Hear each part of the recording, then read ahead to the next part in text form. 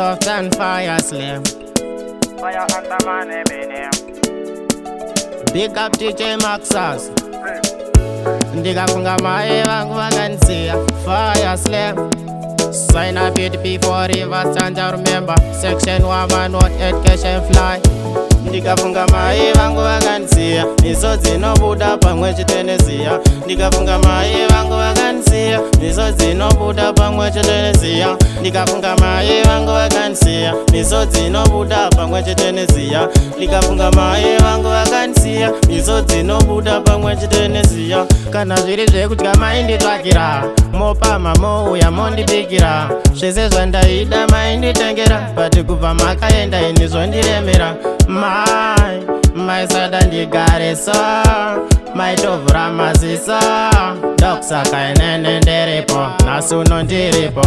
Ndikafunga mai vangu vakanisiya. Misodzi inobuda pamwe chete neziya. Ndikafunga mai vangu vakanisiya. Misodzi inobuda pamwe chete neziya. Ndikafunga mai vangu vakanisiya. Misodzi inobuda pamwe chete neziya. Ndikafunga mai vangu vakanisiya. Misodzi inobuda pamwe chete neziya. Pandaimuka makuseni ndichichema. Vaizondinyaradza nezamu ndichiyamwa. Ewe nyarara kuchema. Kudya kunonaka. Kana nguva yasvika dumbu richiputika vegodo vachiseka. Hahada nyarara kuchema asi vachindisema. Ndikafunga mai vangu vakanisiya. Misodzi inobuda pamwe chete neziya. Ndikafunga mai vangu vakanisiya. Misodzi inobuda pamwe chete neziya. Ndikafunga mai vangu vakanisiya. Misodzi inobuda pamwe chete neziya. Ndikafunga mai vangu vakanisiya. Misodzi inobuda pamwe chete neziya. Kana zviri zvekudya mainditsvakira. Mopama mouya mondibikira. Zvese zvandaida mainditengera. But kubva makaenda ini zvondiremera. Mai sada ndigare so. Maitovhura maziso. Ndokusaka inene ndiripo. Nhasi uno ndiripo.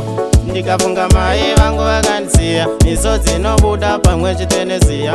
Ndikafunga mai vangu vakanisiya. Misodzi inobuda pamwe chete neziya. Ndikafunga mai vangu vakanisiya. Misodzi inobuda pamwe chete neziya. Ndikafunga mai vangu vakanisiya. Misodzi inobuda pamwe chete neziya. Ndikafunga mai vangu vakanisiya. Misodzi inobuda pamwe chete neziya. Ndikafunga mai vangu vakanisiya. Misodzi inobuda pamwe chete neziya. Ndikafunga mai vangu vakanisiya. Misodzi inobuda pamwe chete neziya. Ndikafunga mai vangu vakanisiya. Misodzi inobuda pamwe chete neziya.